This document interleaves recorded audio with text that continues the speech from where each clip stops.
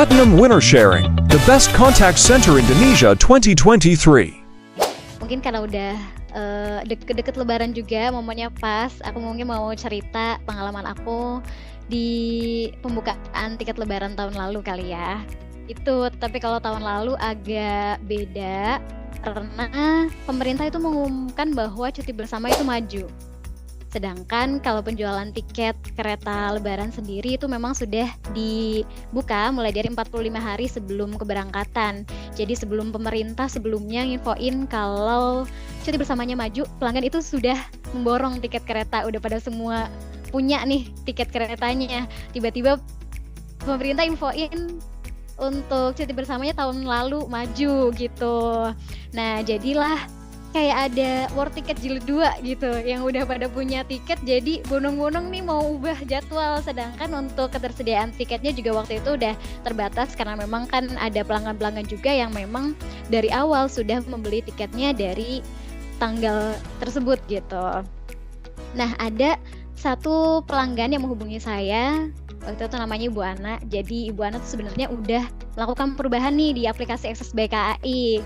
Jadi untuk perubahan tidak harus ke lokasi stasiun ya teman-teman, boleh untuk melakukan perubahan di aplikasi Akses by KAI. Nah, waktu itu udah melakukan perubahan tapi Mbak kok nggak bisa dibayarin ya, untuk kode bayarnya tuh nggak bisa dibayar gitu. Terus aku cek ternyata untuk kode bayar tersebut itu sudah melebihi batas bayar, jadi tiketnya time out, udah nggak bisa dibayarkan, sayang banget. Nah, waktu itu Ibu Ana bener-bener panik banget, panik paniknya mungkin takut banget nggak dapet tiket, jadi bener-bener panik. Dan karena pelanggannya ini, aku jadi nggak bisa untuk seperti biasanya prosedur dari kami itu memandu untuk pelanggan melakukan perubahan di aplikasi Akses by KAI, karena memang untuk perubahan itu bisanya dari aplikasi atau di loket, tidak bisa dari telepon.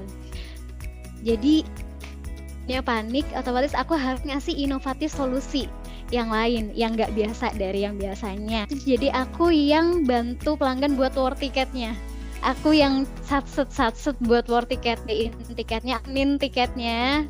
Terus aku juga pandu pelanggannya buat melakukan pembayaran sampai bener-bener paid. Jangan sampai nih udah aku bantu reservasi tapi nanti pelanggannya lupa bayar, nanti kehilangan juga tiketnya gitu. Jadi aku bener-bener pastiin waktu itu kalau status tiketnya bener-bener lunas, paid, aktif, bisa dipakai sama pelanggannya.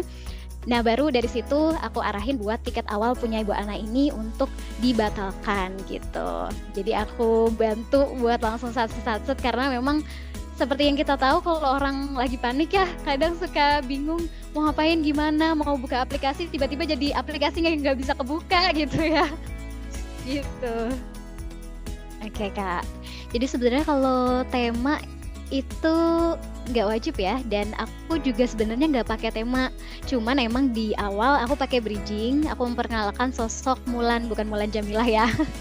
Mulan Disney Mulan, dimana sosok itu tuh menginspirasi saya. Mulan itu kan cewek yang berubah jadi cowok demi dia itu bisa berperang mewakilin ayahnya buat membela negaranya gitulah ya intinya.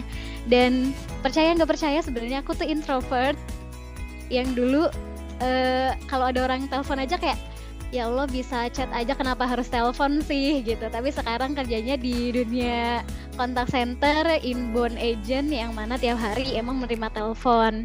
Cuman yang membuat saya bisa adalah saya menjadi versi diri saya yang lain untuk menjalankan profesi ini yang menurut saya itu mulia. Kenapa saya biasa bilang mulia? Karena basically setiap hari tuh kita nolongin orang. Entah itu orang yang sebenarnya nggak tahu terus nanya kita, jadi kita informasiin, mereka jadi paham. Atau ada yang minta permintaan seperti itu ya, barang tertinggal, mereka jadi bisa nemuin barangnya lagi. Atau misalnya ada yang terkendala buat pesen di aplikasi, misalkan ada yang mau pesen tiket reduksi nggak bisa tadinya, terus kita pandu jadi bisa gitu.